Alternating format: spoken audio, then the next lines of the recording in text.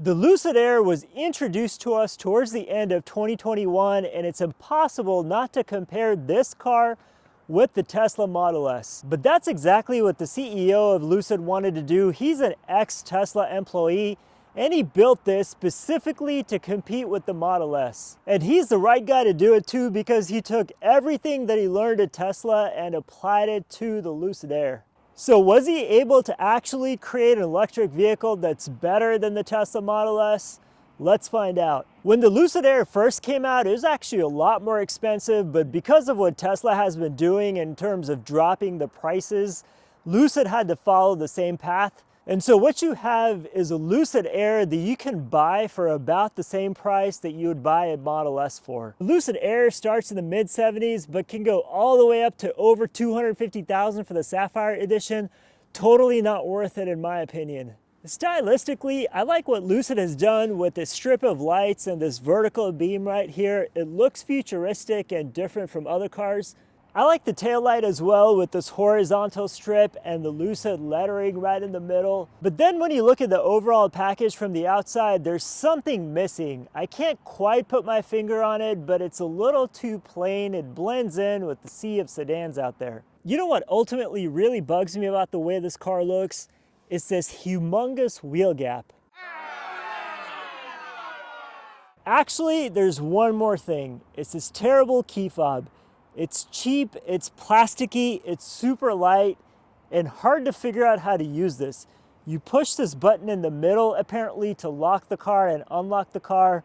Inside the car, though, my perception changes. It's nice, it's upscale, very well put together. In case you wanted to know exactly where your car was built, you have latitude and longitude coordinates. The door panels are nicely designed with this nice material. Instead of having a regular door handle, you have this thing that you push back to open the door. Inside, you have a long horizontal screen with a slight curve, and you have a screen over the center console area. The screen also folds away to open up some more space. More junk storage, yay! I could play with this thing all day long and completely drain the battery.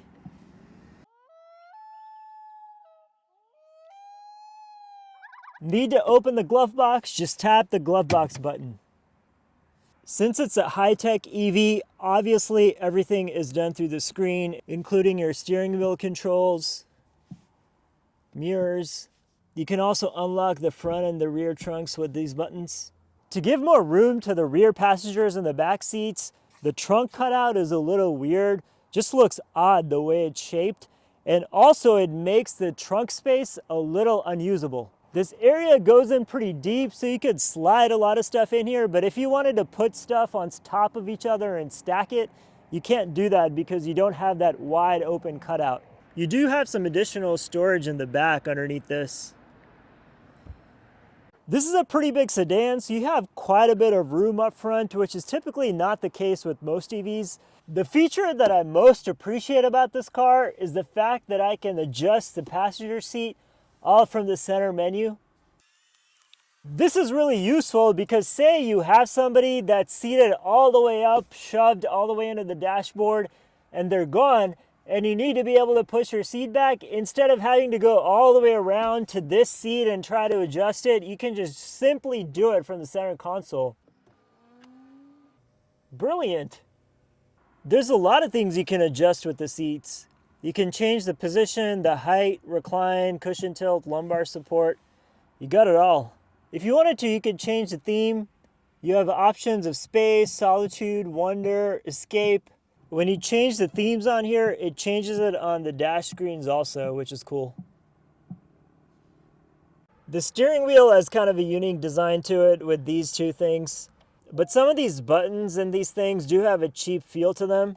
Especially the climate control ones, not as solid as they should be in this kind of a car. I like that instead of having your traditional stocks, you can change the lights through this digital display.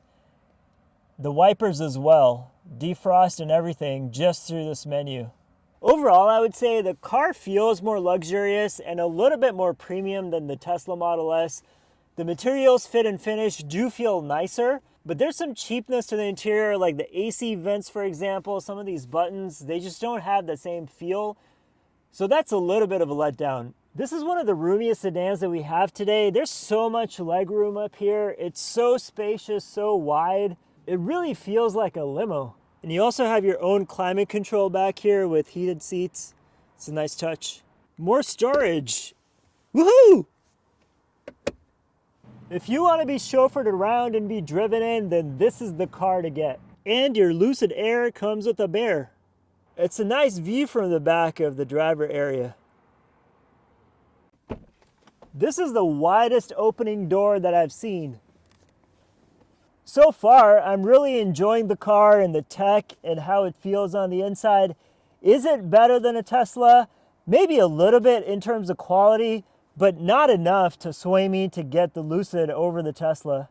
The real big edge that Tesla has over the Lucid Air is there's a lot more driver's technology, obviously autopilot, self-driving. This car is just getting started with that. It has some features, but it's got a long way to go to come anywhere near Tesla. You have this thing called Dream Drive where you have things like lane departure protection, distracted driver, drowsy driver, collision protection, some pretty standard stuff. This is all basic, and I know more is coming, but for now, this is all you have. You have 3 drive modes: Smooth, Swift, and Sprint. Sprint activates maximum power and torque. That's the mode that you probably always want to be in.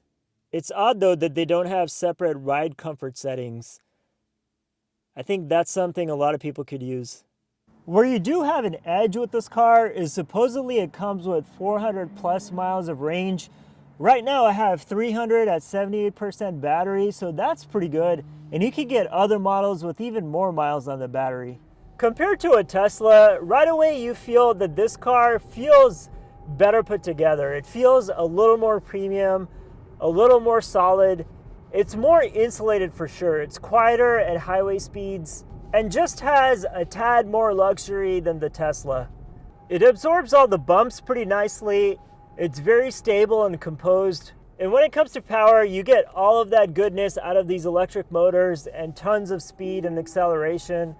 This is not the 1,000+ horsepower variant, so it's not going to be neck-snappingly fast. But these kinds of cars are so fast anyway that you're not going to be wishing for more power. I just like the overall ride comfort and quality.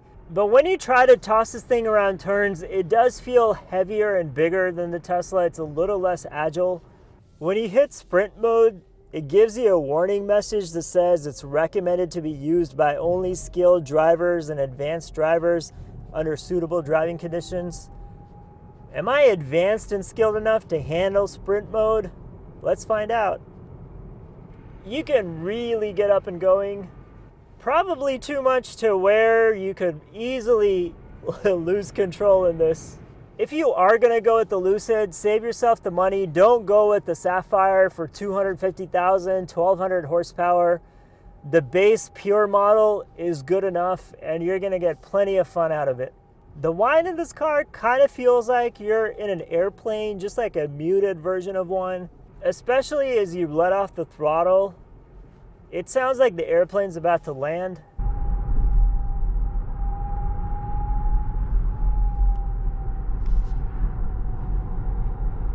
I still really like how this drives. I think I give the edge to this one in terms of overall comfort and feel. Maybe not so much handling characteristics compared to the Model S, but it's definitely more comfortable, quieter, more plush. And considering that the Lucid Air has been in production only for a few years, this is very impressive in terms of what they've been able to do. But I guess I shouldn't be surprised because the guy that's running the company worked at Tesla, so he picked up all of the tips and tricks and directly applied it to Lucid Air manufacturing. So this Lucid Air is a really cool car and I do like it quite a bit, but I just don't think I would get this over a Tesla Model S, and there's a few reasons for that. Tesla has just been around for so much longer. They have so much technology. They really know what they're doing. And if I'm gonna spend close to $80,000, I'd rather put my money with Tesla. This Lucid Air is a really impressive start, but the car is just so young. We don't know what's gonna happen with this car a few years from now. We don't even know if Lucid as a company will continue to exist. At least for now, there's just not enough things that are special about this car for me to pick this over the Tesla. But then again, everybody has a Tesla and nobody has a Lucid, so for that reason alone, maybe it's worth the purchase.